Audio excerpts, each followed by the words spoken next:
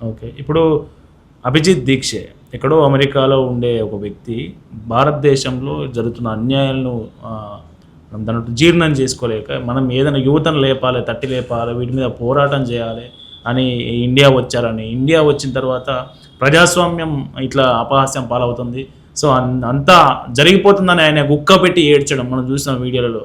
So ఏంటి ఆయన అభిజిత్ దీక్ష నేపథ్యం ఏంటి, ఇప్పుడు ఈ ఉద్యమానికి ఆయనకు సంబంధం ఏంటి, ఏంటి అసలు? పారాడ్రాప్ అంటారు కదా మనము, అంటే పారాచూట్ నుంచి ఒక ప్లేస్ లో డ్రాప్ చేయడం. అభిజిత్ దీప్ కి అలాంటి వ్యక్తి. మీరు అమెరికాలో తను ఏం చదివాడు అడగండి. తను చాలా మంది అడుగుతున్నారు నువ్వేం చదువుకున్నావు అంటే చెప్పలేకపోతున్నాడు.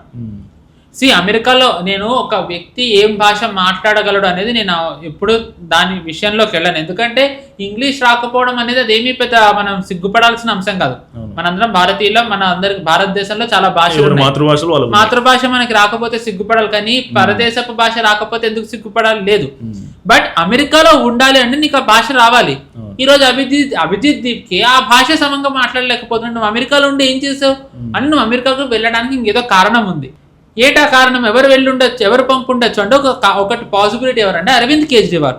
మీరు ఇప్పుడు ఏదైతే అభిజిత్ దీప్ కే ఒక యాక్టివిస్ట్ అని అంటున్నారో తను యాక్టివిస్ట్ కాదండి.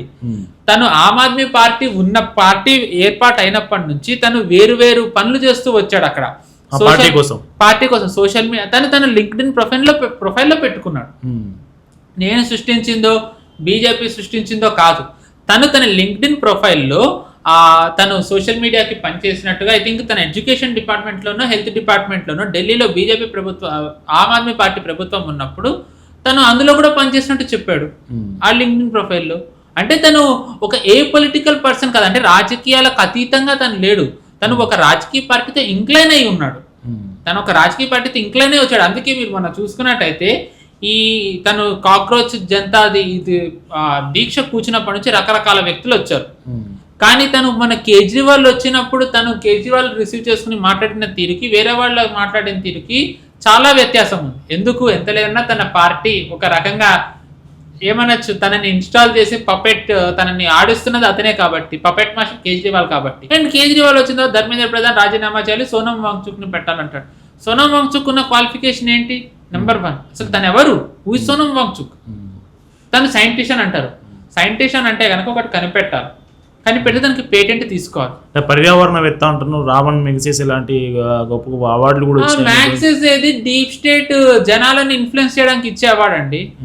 ఆ మ్యాక్సెస్ మ్యాక్సెస్ అవార్డు తన ఇప్పుడు వచ్చినంత మాత్రాన వాళ్ళకి అంత గొప్ప. ఒక ముక్క చెప్పండి, ఆ మ్యాక్సెస్ యుఎస్ ఒక అవార్డు ఇస్తే దాంట్లో గొప్పతనం ఏముంది? మన దేశం ఎదగకూడదు అని కోరుకునే యుఎస్ ఒక అవార్డు ఒక అతనికి ఇచ్చింది అంటే మనం అతన్ని ఎలా నమ్ముతాం?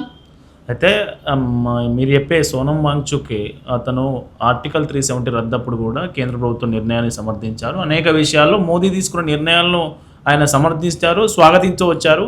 ఇప్పుడు ఆయనే చేస్తున్న డిమాండ్ న్యాయమైనది అనే నెరేషన్ బాగా బయటకు వస్తూ ఉంది. దాని మీద చెప్తా ఉన్నారు బయట. ఇదే సోనం వాంగ్చుక్ ధర్మేంద్ర ప్రధాన్ ని కలిసి ఆయన పొగిడారు 23లో. ఆయన అప్పటికీ విద్యాశాఖ మంత్రి. మరి అప్పుడు బాగున్న ధర్మేంద్ర ప్రధాన్ ఇప్పుడు ఎందుకు బాగాలేడు?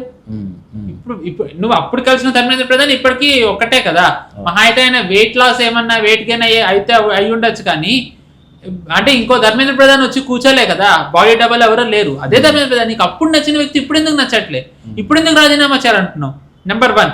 నెంబర్ 2, మోదీ గారిని సమర్థించాడు. అదే అంటే ఇప్పుడు ఫేమస్ అవ్వాలి సోనం వాంగ్చుక్. దాని ముందర వరకు ఎంత ఫేమస్ ఎంతమందికి తెలుసు? ఒక్కసారిగా ఇది అంతా అవ్వడంతో తను ఫేమస్ అయ్యాడు. దాని తర్వాత కదా తను అసలు రంగు బయట పెట్టింది.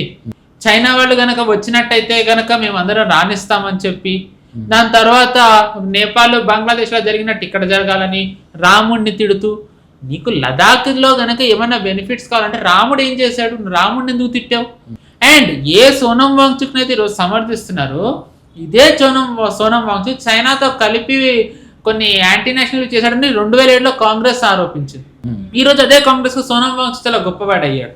సోనం వాంగ్చుక్ దీక్షని భగ్నం చేసి పోలీసులు తీసుకెళ్తే రాహుల్ గాంధీ అయితే దాన్ని తప్పుపడుతున్నాడు. అదే రాహుల్ గాంధీ పార్లమెంట్లో 11లోనో ఎప్పుడో రాహుల్ గాంధీ పార్లమెంట్లో ఎంపీగా ఉండి ఇలాగా ధర్నాలకు కూర్చుని, ప్రొటెస్ట్లకు కూర్చుని, హంగర్ స్ట్రైక్కి కూర్చుని మీరు డిమాండ్లు పెట్టేసి ప్రభుత్వం అది వినాలి, పార్లమెంట్ దాని మీద చర్చించాలంటే అవ్వదు, మీరు ర్యాన్సమ్గా తీసుకుంటున్నారు కేంద్రాన్ని అని అన్నాడు. హోమ్ మినిస్టర్గా ఉన్న చిదంబరం ఈ మీరు ప్రొటెస్టర్స్ కూర్చుని మీకు ఇది ఆట అయిపోయింది, మీరు కూర్చుని మీరు డిమాండ్ చెప్పంగానే మేము ఎలా వింటాము, దానికి ఒక పద్ధతి ఉంటుంది కదా అన్నారు. అప్పుడు మీరు ఏమీ వినలేదు, అప్పుడు మీరు వాళ్ళందరినీ తిట్టి ఇప్పుడు ప్రభుత్వం వినాలి అంటే ఎలా వింటుంది? ఎస్పెషల్లీ మీ అందరి ఇంటెన్షన్ తెలిసిన తర్వాత. ఈ రోజు కమ్యూనిస్ట్ పార్టీ నుంచి బృందాకారత్ వాళ్ళు ఎంఏ బేబీ జనరల్ సెక్రటరీ, ఇక్కడ CPM if I'm not wrong, CPM కి general secretary Baby Brinda Karat Chinese ఎంబసీకి వెళ్ళి దాని తర్వాత ఇక్కడికి వచ్చారు. ఇక్కడ సమర్థిస్తున్న వాళ్ళందరూ ఎస్ఎఫ్ఐ, ఎన్ఎస్యుఐ అంటే కమ్యూనిస్టుల ఎస్ఎఫ్ఐ, ఎన్ఎస్యుఐ, ఏఐఎస్ఐ ఇలాంటి వాళ్ళందరూ ఉన్నారు. అంటే మీరందరూ కూడా దేశ వ్యతిరేక కార్యకలాపాల్లో ఎప్పుడోకప్పుడు పాల్గొన్న వాళ్ళని మీరు చుట్టూ పెట్టుకుని వీళ్ళందరూ దేశభక్తులు అంటే ఎలా నమ్ముతారు?